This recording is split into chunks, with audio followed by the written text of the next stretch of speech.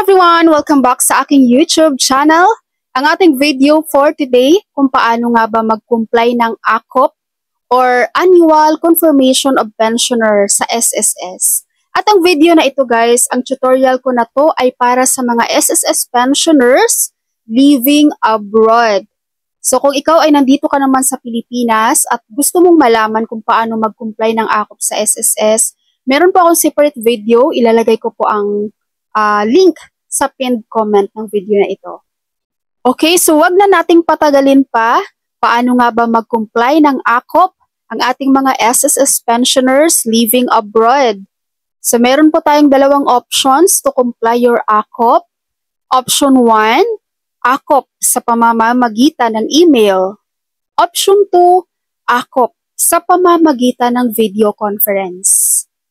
Okay, so kung ang pipiliin mo ay option A, ACOP sa pamamagitan ng email, kung ikaw po ay retirement or death pensioner, kailangan mong mag-comply ng ACOP form.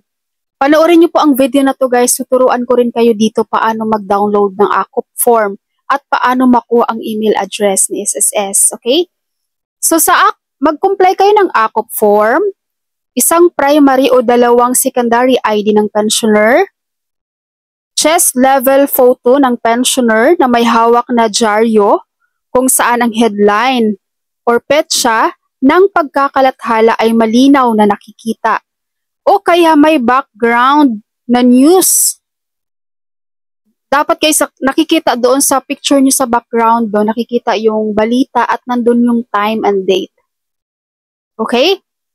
Kung ikaw naman ay total disability pensioner, kailangan mo rin ng ACOP form, isang primary o dalawang secondary ID ng pensioner, chest level photo, and medical documents na sumusuporta sa disability benefits.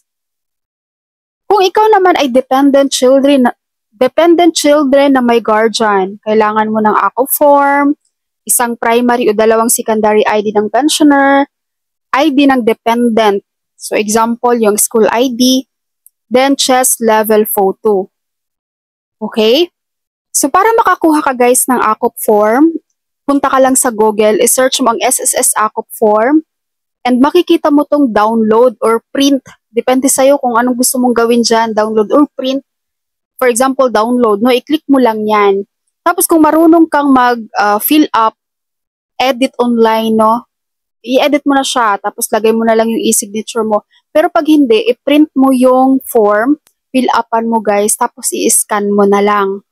Okay, may mobile scanner na rin ngayon guys, so hindi na kayo mahirapan pag maghanap pa ng mga computer shop para lang magpa-scan, no? May mobile scanner na ngayon. And then, kapag nakuha nyo na yan guys, ay na-fill upan nyo na yung form, so i-email nyo na ngayon.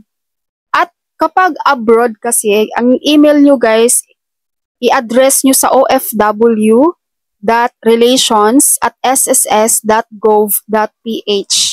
So, dyan nyo po i-email itong mga documents na kailangan. So, ganyan po ang way sa pag-comply ng ACOP via email, sa pamamagitan ng email. Hintayin nyo na lang guys yung reply sa inyo ni SSS. Magre-response naman po yan sila. Tapos, i-check nyo po sa spam ha, kasi baka mamaya hindi papasok sa inbox nyo. Yung response ni SSS papasok dun sa spam folder. So, i-double check nyo rin yung sa spam. Okay po? So, ngayon naman proceed tayo sa option B.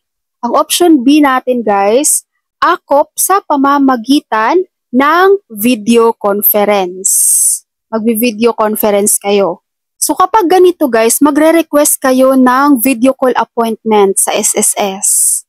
So, paano mag-request ng appointment? Mag-email po kayo. I-address nyo po sa ofw.relations@sss.gov.ph.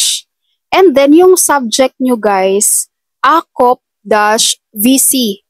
Tapos, name nyo, for example, Juan de la Cruz. And then, type of pension. For pensioner, example, retirement. Okay? And then, dito sa body of the letter, ilalagay nyo preferred date and time. For example, October 5, 2024 at 9 a.m. SSS number, lalagay nyo rin po. Okay, and then magre-response po sa inyo si SSS.